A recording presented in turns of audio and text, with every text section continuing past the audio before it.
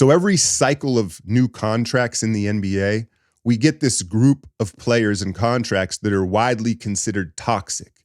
Worst contract in the NBA, unmovable contract. Now that we are under this new CBA, we have a new batch of them, right?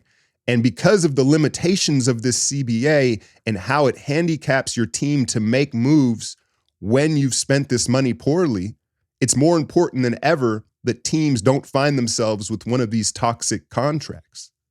Now, let's get Joel and Kawhi out of the way, right? Because those are the obvious ones. And we understand that they were true superstar franchise players that the teams were going to pay, right? You're going to pay them, you're going to take that gamble, but their bodies have betrayed them. Both of them seem to have some sort of degenerating knee, whether it's a meniscus, the ACL, the quad. And now the Sixers and Clippers find themselves in a situation where they're paying these guys at the top of their salaries. They may not even be on the court much longer.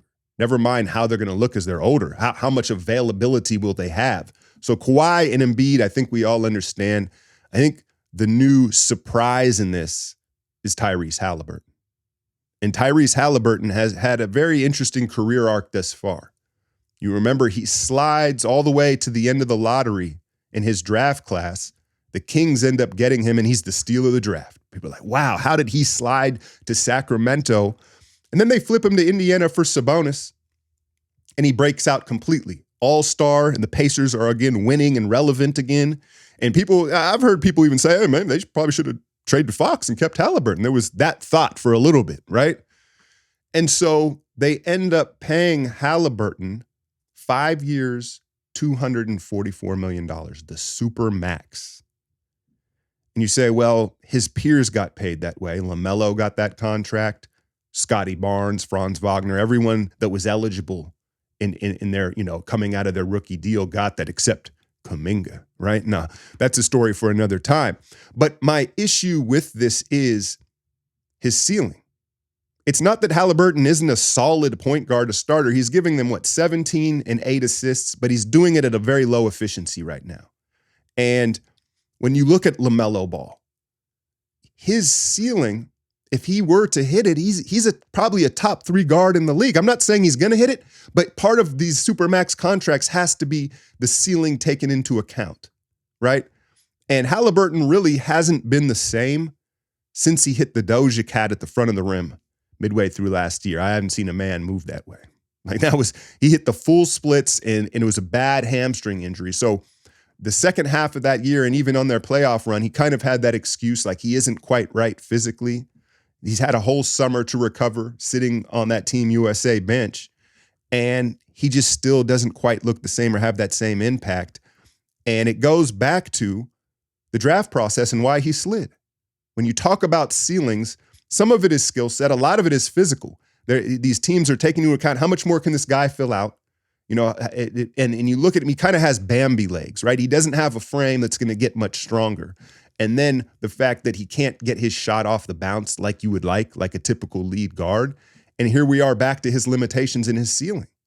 And so it's like we've almost come full circle with Tyrese Halliburton. And listen, I like him. He's a fine player. He can be a starting guard. But the $244 million, I think moving forward for Halliburton is going to be a big issue for the Pacers as far as them becoming a true contender. You can't pay that much for a guy of that caliber. The other element that I do think has hurt Halliburton beyond beyond his injuries, right, and his limitations in his skill set is post All-Star break last year. Remember when everybody was like, oh, there's physicality. They're letting the defense get physical, right? And I liked it. I think we all liked that change up to give the defense a little more leeway. He's one of the guys I think it's really hurt. Again, because he's so upright and he has those Bambi legs, now that physicality hurts his game. And so I think currently right now and moving forward, Tyrese Halliburton has the potential to be one of the worst contracts in this cycle of contracts. Next up, Bradley Beal, 31 years old, $250 million, had a no trade clause in Washington. Now, some of these, you understand where the organization was like, they had to do it, right? This one, it just didn't feel like they had to do it. And it was the classic empty calories. He put up big numbers on a Wizards team that, listen, if you couldn't get the Wizards team to play 500 basketball in a weak Eastern Conference, you're not a supermax player. But he had kind of a tight bond with the ownership in Washington. He was a homegrown product, right? They drafted him and he kind of stuck with them through the Wall fiasco and all that stuff. And so they give him this big deal. And Phoenix obviously traded for him. What was it? The Chris Paul deal, right? And look, Beal, he's given him 17 points sufficiently for the Suns, but it's not really about his numbers. It's about his availability, right? He's just not durable. And I don't think it's the case of a guy where he doesn't do the right things off the court. You know what I'm saying? Like he's out of shape and he doesn't train. I don't think it's that. I think it's playing style. He's 6'3", about 215. He's a power guard. He's a big framed, big body guard. And he has one of the more violent, sudden step backs. When you watch Brad Beal play, use him in 2K. He's got a nasty step back. It's one of the more sudden step backs in the league. And I think that puts a lot of torque on his body, as well as he has the tendency to kind of sell out at the rim. When he does get downhill to the rim, he still tries to play above the rim, and he'll sell his body out to make the basket, which is admirable. But at 31 years old, after all the injuries you've had, you got to start to make business decisions. You also combine that with the fact that I was talking with a Suns season ticket holder. I was at the game Saturday night, and he goes, man, whenever he has like any little tweak, he doesn't play. And that's what his frustration was. And he seems, that I've heard that a couple times. He's one of these guys where if he's not 100%, he's like, I'm going to sit this one out. And so you combine all that, and his number is ascending. It's like 53, 55, 57 per year that the Suns are going to have to pay him. And I think in this Matt Ishbia era for the Suns, if there was one move you could go back on, it's making that deal and locking into that huge contract is essentially your third guy who's rarely available. Last but not least, Jamal Murray. Signed just as the clock struck midnight here, 4 years, $207 million back in October.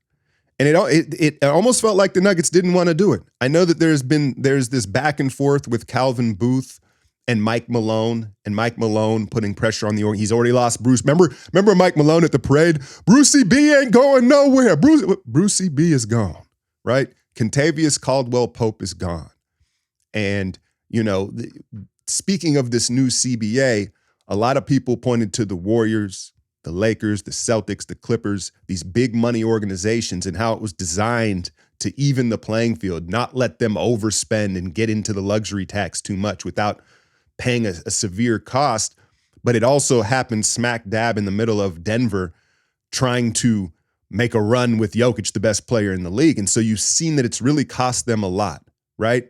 They had to pay Jamal, but the problem is, look, he's given them 17-6, 33% from the field. I'm not a numbers guy. It's the eye test. Jamal doesn't look the same. He doesn't look the same. And I know he had the big shots against the Lakers in the playoffs, but this goes back to last year, right?